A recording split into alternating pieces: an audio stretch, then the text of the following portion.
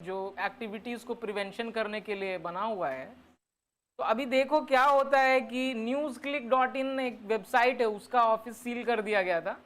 Arrest मतलब उस यही यूएपी एक्ट के लगा था उसके ऊपर में। तो अब बात हो रही है कि भाई आप मीडिया को साइलेंस करने के लिए टूल की तरह से यूज़ कर रहे हो, पॉलिटिकल अपोनेंट्स को साइलेंस करने के लिए इसका मिसयूज़ हो रहा है। ये मसला उठा है, तो हमको क्या करना है कि इस इशू को पढ़ लेना है, ठीक है। खुदा ना खास्ता पूछ ले, उतना इंपॉर्टेंट नहीं है बट पूछ सकता है। तो यूएपीए हमको जानना है, ठीक है। और जो 68वीं इंटरव्यू देने जा रहे हैं, ये सब मसले पढ़ के जाइए, समझ के जाइए, पूछा जाता है। तो 68वीं पूछ सकता है, ठीक है। तो इशू क्या है, लो कन्वेक्शन रेट है। यूएपीए हम लगा देते हैं, देखो यूएपीए क्या है कि it is aimed at preventing certain unlawful activities, basically terrorism और बाकी जैसे चीज़ों को रोकने के लिए है। तो ये क्या करता है कि जो क्रिमिनल लॉज के जनरल प्रिंसिपल्स हैं उनको थोड़ा सा रिलैक्स कर देता है। जैसे चार्जशीट फाइल करने का टाइम फ्रेम कुछ भी हो सकता है, बेल कंडीशंस बड़ी स्ट्रिंजेंट है, बेल जल्दी मिलेगा नहीं, यूएपीए लग गया तो नहीं, जल्दी क्या नहीं मिलेगा, और कुछ दिन तक मस्त डिटेंशन में रख के सुताई हो सकती है, ठीक है। और कारण बताने की, इसमें वकील से मिलाना और कारण बताना ही सब नहीं चलता इसमें। तो अब यही बात है कि इसका मिसयूज हो रहा है कि जितने 100 केसेस यूएपीए में लाते हैं 3% का कन्विक्शन है, तो बाकी 97% को आप गिल्टी प्रूफ नहीं कर पाए ना, तो कहीं ना कहीं आप फ्लॉड वे में इसका यूज कर रहे हो, पॉलिटिकल मिसयूज हो सकता है। चार प्राइज हुआ इसके यूज का हाल के दिनों में। दिस इंप्लाइज कि कहीं ना कहीं इंस्टीट्यूशनल रूप से हम जो है अनडेमोक्रेटिक वे में आगे बढ़ रहे हैं, ड्रैकोनियन लॉज की तरफ बढ़ रहे हैं, ठीक है। चलो थोड़ा सा हिंदी लगा देते हैं, बोलेगा हाँ क्या, ठीक है। तो यूएपीए में देख लो, हालिया उपयोग में इसका तीव्र वृद्धि हुआ है, अस्पष्ट प्रावधान है, ठीक है, अस्पष्ट, क्लैरिटी का अभाव है, समझा, यूएपीए को लेकर के।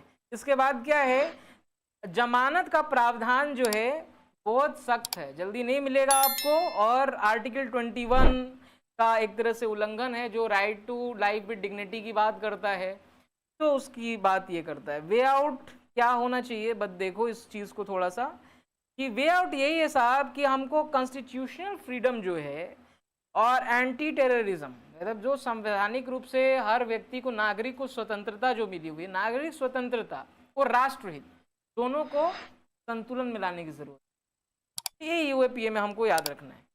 यही हो सकता है ना कि हमसे कॉज पूछ दे, कंसर्न पूछ दे, वे आउट पूछ दे, और यूएपीए क्या है वो पूछ दे, तो तीनों मैंने तुमको बता दिया, तो आप हैंडल कर सकते हो इस इश्यू को। जो 6 छोटे छोटे पॉइंट्स लग रहे हैं उनमें एक एक लाइन लिखिए।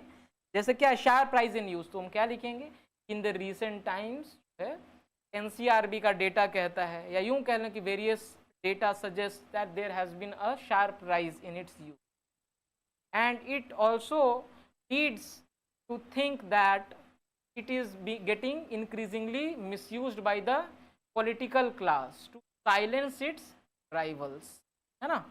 अच्छा, आर्टिकल 19 का भी उल्लंघन है, freedom of speech and expression, ठीक है, क्योंकि हम कुछ भी बोलेंगे तो आप बोल देंगे धार्मिक ये क्या नाम है, देश का इंटीग्रिटी के अगेंस्ट आप जा रहे हो, और आप ऊपर में यूथ के लग जाता है। और दूसरी बात है, क्लैरिटी नहीं है, अम्बिगुअस प्रोविजन कहने का मतलब है कि यार अस्पष्ट है। अब जैसे मैं बोलो देश हित के अगेंस्ट जाता है, तो डिफाइन करो देश हित। देश हित तो स्वच्छता भी है, तो कोई आदमी मेरे मोहल्ले का, जो वो अंकल हैं जो अपना कुत्ता घुमाने रोज लेकर के जाते हैं मेरे दरवाजे के किनारे से, और वहां उनका कुत्ता गंदा करता है, तो भी तो देश हित के खिलाफ हुआ। तो यूएपीए लगाने के लिए तो ये भी ग्राउंड बन सकता है ना, तो कुत्ता भी जेल में जाना चाहिए उस हिसाब से, और आदमी को तो जाना ही जाना चाहिए। और मैं समर्थन करता हूं इस बात का, ऐसे लोगों पे यूएपीए लग जाना चाहिए। हाँ, रासुका, नेशनल सिक्योरिटी, लग एक ही तरह के हैं सारे, सारे लगभग एक ही तरह के लॉज हैं, जिसमें कि बात ये होती है कि बेल के प्रोविजन स्ट्रिंजेंट कर दो, चार्जशीट फाइल करने में रिलैक्सेशन दे दो, लेकिन अलग अलग चीज़ों, ग्राउंड्स अलग अलग दिए हुए हैं। जैसे एक यूएपीए भी है, यूएपीए बेसिकली टेररिज्म से रिलेटेड है, एनएसए में भी और बाकी टेररिज्म भी है, बट और भी चीज़ें हैं अंतर्गत लगा सकते, ठीक है। अब देखो दूसरा एक ये पूछा जा सकता है, डिजिटल इंडिया एक्ट 2023 2023 का डिजिटल इंडिया एक्ट क्या है?